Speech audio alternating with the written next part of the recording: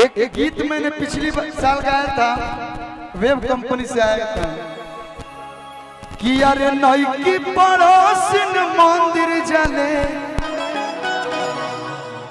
नई की पड़ोसिन मंदिर जाले, राजा साटी के बिंदी लाले लाले, कि अमित भाऊजी मंदिर जाले, बिकी जी साटी के बिंदी लाले लाले। लेकिन एक गीत हमार देवी मैया के जागरण होके, चाहे हम कहीं भी जाए ना, झारखंड में खास करके, भैया थोड़ा हाथ कम कीजिएगा। एक गीत हमार भाई लोग बहुत प्यार कर रहा, लोग भोले बाबा के गीत हो। गाड़ी लेके बढ़िया से जाई मोर डराई बरसा जाना, प्रेम से शंकर भगवान की। कामर लेके बढ़िया से जाई हो मोर डराई बरसा जाना।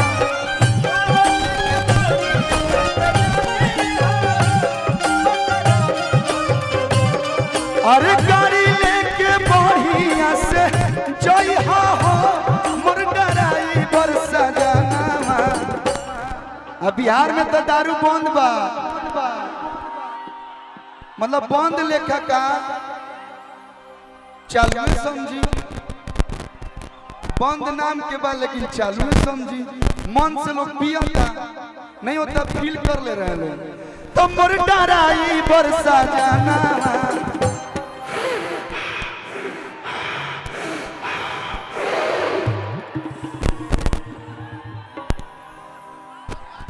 हम ये सब पीते हुए नहीं है, ना दारू पीते हैं, ना गांजा पीते हैं, ना भांग पीते हैं। ये चारों लोग जानती है मेरे को। हमारे लिए शरीफ लड़का है दुनिया में कहीं ना मिली। सच बा कि ना?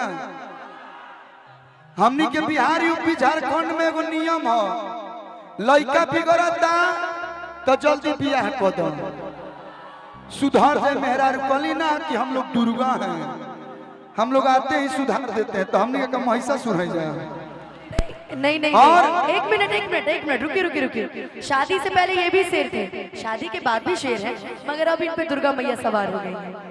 हमने और रमेश भैया लड़का बिगड़ता तो जल्दी बियाह कर दे मेहरारू भाई सुधर जाए, आ लड़का नइखे बिगड़त तो जल्दी बियाह करना तो बिगड़ जाए। तो ठीक बा, हमारे टाइम से बियाह शादी हो गई, हम कहाँ खराब कहतनी। माई बाबू जब खोजले ठीक है न खोजले। अमित भैया भसुर बन गए, बिक्की मामा मम्मी ससुर बन गए, तो मोर डराई बरसा जाना। भैया अरे गाजा पी के गाड़ी चंचलाई हो मोर डराई बरसा जाना। गाजा पी के गाड़ी चंचलाई हो मोर डराई बरसा जाना। अरे गाजा पी के गाड़ी चंचलाई हो मोर डराई बरसा जाना। गाजा पी के गाड़ी मत चलाई हो मोर डराई भैया ले जात बड़ा भंगिया और भंगिया के चढ़ावे हो, यही में से जनी तू हुए सैया लगी हा आजमावे हो। इना की तनी मनी चीखे लगबो तो जाए के रांची चल जेब, टाटा कोडरमा घाटी उरी बुझेबे ना करी। आ भाई हो कोलुआ के भजन तू बजाई हो मोर डराई बरसा जाना।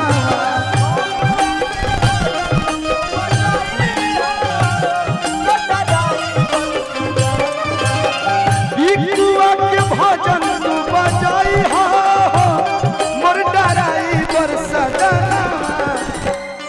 जियो रे मेरे वास्तव का संजय दत्त। बिकुआ के भजन तू बजाई हो संग में राज्य में अनुपमा के झुमाई हो। छोड़ेंगे ना हम तेरा साथ हो साथी।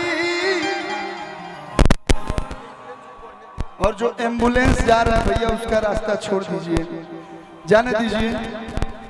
वो साथी रे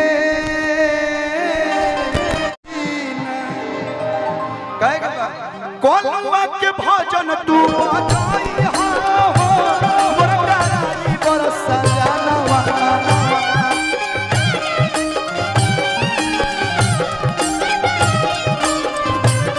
हत भांग पी के गाड़ी चंचलाई हो मोर डराई बरस जानवा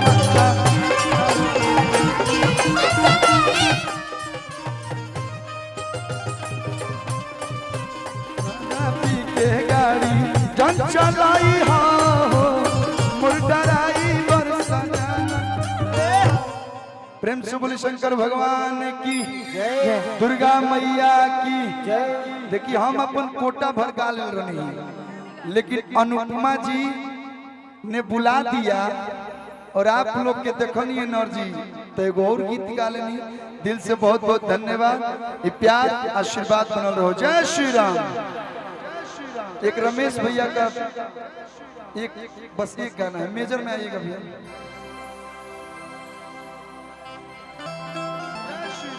कि हम राम के थे राम के हैं राम के रहेंगे,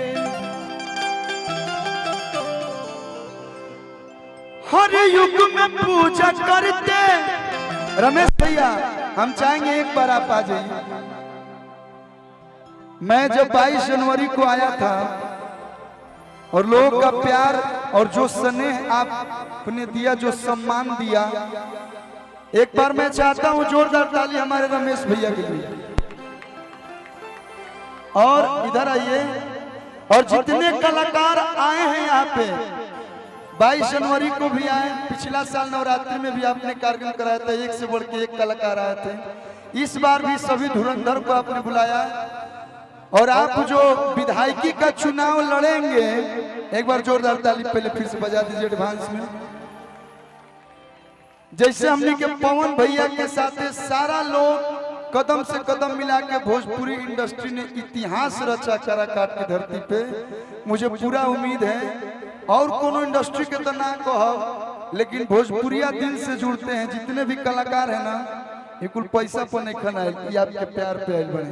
तो जब आप विधायकी का चुनाव लड़िएगा, हम वादा करते हैं इन सबों के साथ साथ कि जब तक चुनाव प्रचार होगा किसी और को नहीं, हम सभी लोग गली गली घूम के करेंगे भैया। और आप सभी लोग अपना कीमती वोट हमारे रमेश भैया को दीजिएगा। और भारी से भारी कौन कौन रमेश भैया के साथ है, थोड़ा दोनों हाथों को उठा के बताइए। तो ये देखिए, हर युग में पूजा करते इस नाम के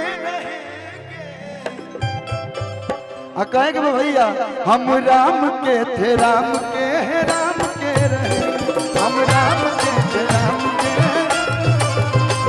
हम राम के थे राम के हैं राम के रहेंगे। हर युग में पूजा करते इस नाम के रहेंगे, हर युग में पूजा करते इस नाम के रहेंगे। जय श्री राम, जय श्री राम, जय श्री राम। आप देखिए, आपका आवाज फंसा है ना, देखिए आपकी आवाज में भाई लोग बोल रहे जय श्री राम।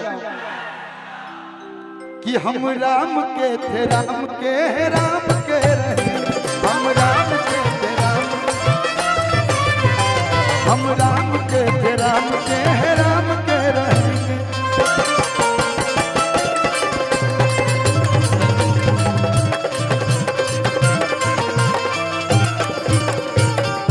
और एक गाना पे डांस भैया सब लोग कहता, हमारे धनु भैया आगे बोला हाँ, नहीं तो हम चल गए थी। एगो गाना पे डांस हुई, एक बाद कार्यक्रम भी और भी आगे चली। नवरात्र में ना चल जाई साथ में, हम ता नाचब अपन पिया के साथ में। Where is your fiancee? You आए कैसा लगा मेरा मजाक? हाँ तब ठीक लगा।